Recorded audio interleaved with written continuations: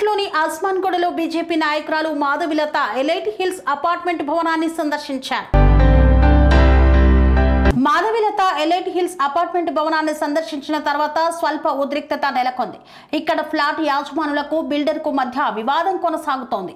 2 రోజుల క్రితం భవనం స్టీల్ ప్రాంతంలో నిర్మాణంపై నివాసితులు మరొక వర్గానికి చెందిన బిల్డర్ సహచరుల మధ్య జరిగిన ఘర్షణలో 2 వ్యక్తులు గాయపడ్డారు. మాధవిలత ఆ భవనాన్ని సందర్శించి కొన్ని సంవత్సరాల క్రితం బిల్డర్ నుండి తమ అపార్ట్మెంట్లను కొనుగోలు చేసినట్లు చెప్పుకునే ఫ్లాట్ యాజమానులను కలిశారు.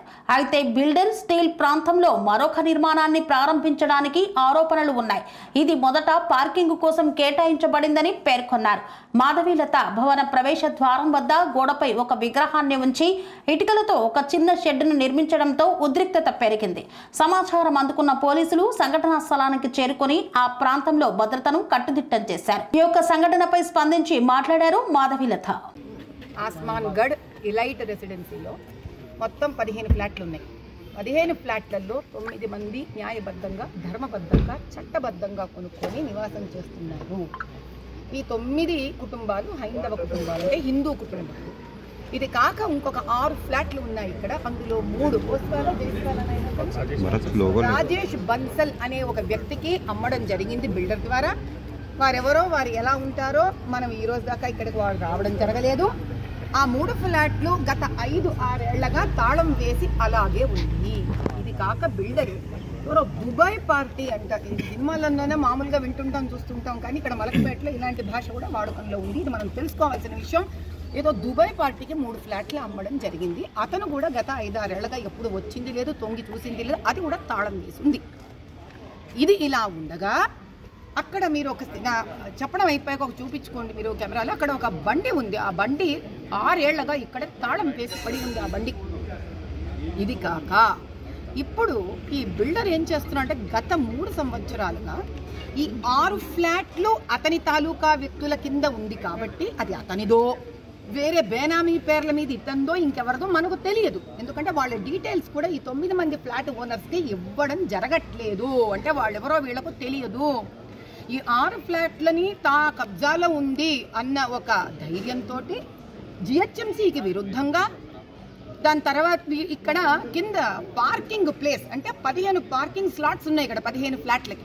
ఆ 6 పార్కింగ్ ప్లేస్లని వీళ్ళు కబ్జా చేస్తూ కింద కూడా అపార్ట్మెంట్లు కట్టడమే ప్రయత్నం జరుగుతుంటే ఈ అపార్ట్మెంట్లో నివసిస్తున్న 9 మంది ఓనర్లు కూడా చెప్పి అలిసిపోయి కోర్టుకి వెళ్ళడం జరిగింది.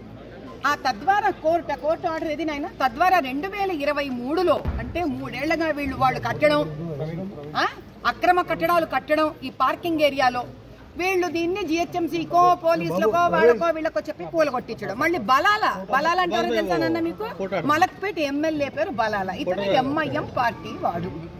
మరి ఈయన అధినేతకున్న గొప్పతనము ఎంఐఎం అతనికి వీళ్ళకే ఎంత గొప్పతనాలు ఉంటాయో తెలియదు. కానీ వీళ్ళు ఇప్పటికీ 6 సార్లు 3 ఏళ్లలో అంటే ఇంచుమించు 6 నెలలకు ఒక్కసారి అపార్ట్మెంట్ వాళ్ళని తన దగ్గరికి పిలిపించుకోవడం, కాంప్రమైజ్ చేయిస్తానడం. అపార్ట్మెంట్ పార్కింగ్ స్లాట్లో ఇండ్లు కట్టడానికి కాంప్రమైజ్ చేయించడం ఏంటి? దీనికి విరోధంగా వీళ్ళు పోరాడుతూ ఉంటే జిహెచ్ఎంసీ వచ్చి కూలగొడుతుంటే కాంప్రమైజ్ ఏమిటి అది? ఇలా కాంప్రమైజ్ అంటూ ఈ చివరిసారిగా ఆడవాళ్ళని కూడా బెదిరించారు. ఇది నిజము. ఏమని అంటే, నీ మొగుడు విని కనుక సంతకం పెట్టకపోతే బొక్కలో తోయడం జరుగుతుంది అని స్త్రీలను బెదిరించడం అంటే ఎంత అసభ్యకరమైన స్థాయికి ఎంఐఎం పార్టీ ఎమ్మెల్యేలు దిగజారడం అనేది ఇది ఇప్పుడు ప్రపంచానికి తెలియాలి కదా. అసదుద్దీన్ పాకిస్తాన్కి వెళ్ళి అక్కడికి వెళ్ళి జై హింద్ అంటున్నాడని చంకలు గుద్దుకుంటున్నారు కదా అందరూ.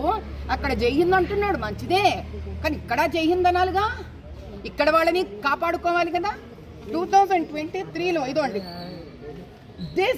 it is made clear that unauthorized and illegal construction made in the stilt floor of the building in the premise bearing so number is plot number 14 situated in SBH colony Gaddi Annaram Hyderabad as mentioned in para 9 of the order shall be as per sanctioned plan in blueprint and as confirmed by the occupancy certificate issued by respondents. అంటే ఎట్టి పరిస్థితుల్లో దీన్ని open గా ఉంచాలి, ఇక్కడ కట్టకూడదు అని చెప్పి court నుంచి ఉత్తర్వులు వచ్చినా కూడా మళ్ళీ కడుతుంటే ఇందులోని ఒక నివాసం చేస్తున్న బ్రహ్మానందం అనే ఒక వ్యక్తి దీన్ని ఆపినందుకు ముక్కు మొహం పగలగొట్టేటట్టు కడుపులో గుద్ది తన్ని బిల్డర్ మనుషులు అతని పాప ప్రైవేట్ పార్ట్స్ మీదంతా కొట్టి ఆయన హాస్పిటల్ అడ్మిట్ అయి ఉన్నాడు. ఏంటి అసలు ఇది? ఈ రౌడీ రాజ్యమా, దౌర్జన్యమా? గుళ్లను వదిలిపెట్టరు, ఇళ్లను వదిలిపెట్టరు, శ్మశాలను వదిలిపెట్టరు. వీళ్ళు మనుషుల, రాక్షసుల, భూతాల? ఎవరు వీళ్ళు? ఆ బయట వినాయకుడిని పాపం వీళ్ళు ఇప్పటికీ 4 సార్లు కట్టుకుంటే 4 సార్లు కూలగొట్టి వినాయకుడిని తీసేశారంట. వినాయక చవితి చేసుకుంటుంటే వినాయకుడు గుడపాలతో కొట్టి విరగొట్టి వెళ్ళిపోయారంట. చూడండి, అక్కడ వినాయకుడిని పెట్టుకుంటే ఎందుకో ఈ ప్లాట్కి రోడ్డు సూల ఉంది కదా అని వినాయకుడిని పెట్టుకుంటే వాళ్ళు ఆ వినాయకుడిని కూడా కూలగొట్టి తీసేసి పగలగొట్టి తీసేస్తారు. ఏం చేస్తుంది ప్రభుత్వం? ఏం చేస్తుంది అయ్యా ప్రభుత్వం? అడ్డమైన దాన్ని రాజకీయం చేస్తారు. నిజంగా ప్రజలు ఇంత బాధపడుతుంటే రాజకీయ నాయకులు ఏం చేస్తున్నారు? శాసనం చేసే వాళ్ళు ఏం చేస్తున్నారు? అది టీఆర్ఎస్ ఉండొచ్చు, బీఆర్ఎస్ ఉండొచ్చు, కాంగ్రెస్ ఉండొచ్చు, సంబంధం లేదు. ఓట్లు వేసుకున్నారు, మీరు గెలిచారు. ఎలా గెలిచారో అదే సంబంధం లేదు. ఈరోజు గెలిచిన తర్వాత వీళ్ళ కోసం నిలబడడం ఈ బాధ్యతనా కాదా? అంటే మనిషి తన ప్రాణానికి పోరాడితే తప్ప అదే చచ్చినా పర్వాలేదు అనుకొని చావును కూడా ఎదిరించి నిలబడాలా? ఎంఐఎంతో జీవించాలంటే ఇక్కడ ఖబర్దార్ చెప్తున్నాను. అది గెలిచిన సర్కారు కానీ దానితో చేతలు కలిపిన ఎంఐఎం అన్న కానీ ఈ ఇలైట్ రెసిడెన్సీ మీద కళ్ళెత్తి కూడా దుష్ట శక్తులు కానీ, దుర్మార్గులు కానీ, దౌర్జన్యం చేసేవాళ్ళు కానీ, ఎన్క్రోచర్స్ కానీ కళ్ళెత్తి చూస్తే రాజ్యాంగ పరంగా ఆ రోజు ఎంత దూరం వెళ్ళాలో నేను అంత దూరం వెళ్తాను. ఇప్పుడు నిన్న వీళ్ళు ఒక కంప్లైంట్ ఇచ్చేశారు. ఎందుకు? స్వామి బోధానంద గోసేవ ఆశ్రమం, సైథాపూర్.